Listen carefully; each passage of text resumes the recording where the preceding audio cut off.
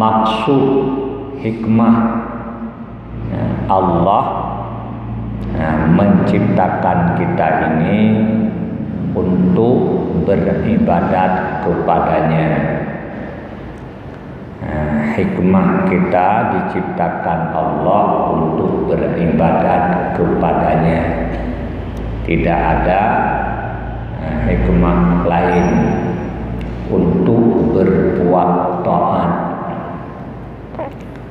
Itu pokok.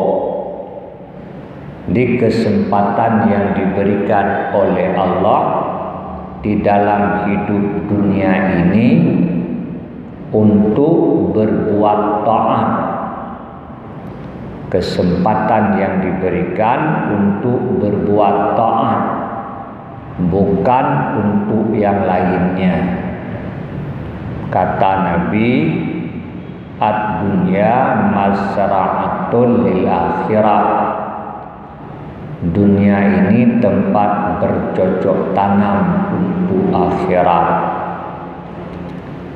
Di dalam kitab-kitab ditulis, fa innad dunya khuliqat lakum wa antum khuliqtum lil akhirah.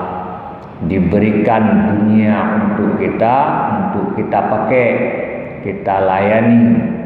Kalau punya harta dengan harta, punya tenaga dengan tenaga, apa yang kita miliki, semuanya dituntut untuk dipergunakan. Dunia ini negeri amal, bukan negeri hisab. Besok negeri hisab, bukan lagi negeri amal. Di ini tempat bekerja. Kerja yang dituntut ibadat. Itu kerja yang dituntut. Pertama, kita mengingatkan demikian, bahwa hidup ini itu tujuannya, itu hikmahnya. Yang kedua, kita diperintahkan ittaqullah haqqa tuqatih. Bertakwalah kamu kepada Allah, takutlah kamu akan Allah, akan sebenar-benar takut. Takut pada Allah, mendekat dengannya. Makin kuat takutnya, makin dekat dengannya. Siapa yang lebih takut kepada Allah? Mereka yang paling takwa terhadap Allah. Orang yang paling takut kepada Allah itu orang yang paling mengenalnya. Di Quran, innama yakhsyallaha min ibadihil ulama. Hanya saja orang yang takut kepada Allah itu daripada hambanya Allah yang mereka itu ulama. Yakhsyallaha min ibadih, takut akan Allah daripada hambanya itu ulama. Ulama, orang yang mengenal akan Allah, mereka yang takut. Yang paling sempurna mengenalnya, sempurna takutnya.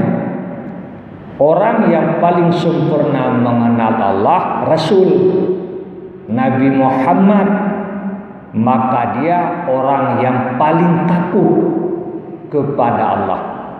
Orang yang paling takwa kepada Allah, orang yang paling mengenal akan Allah. Maka untuk menjadi hamba yang benar-benar takwa, pertama hendaknya dia mengenal Allah sesempurna-sempurna. Dikenal Allah dengan sempurna.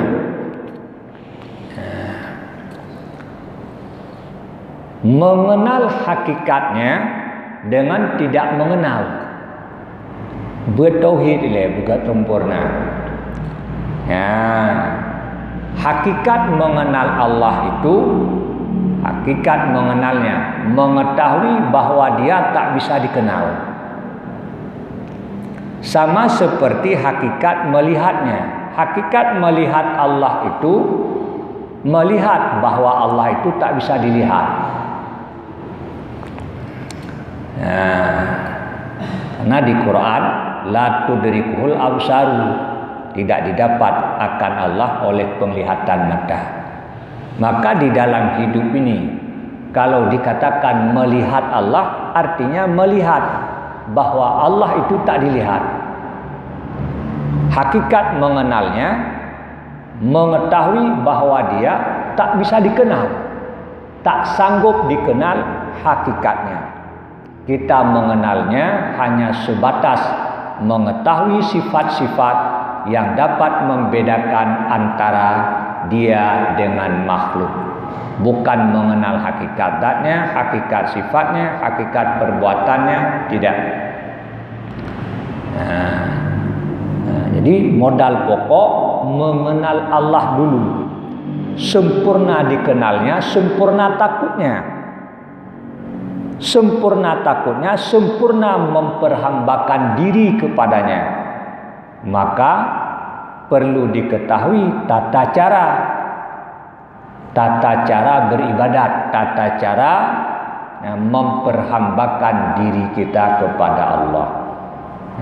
Yang kesimpulan ji perlu dikuasai leboh ilmu, tauhid, fiqh, kemudian tasawuf, untuk bisa menyempurnakan ketakwaannya kepada Allah.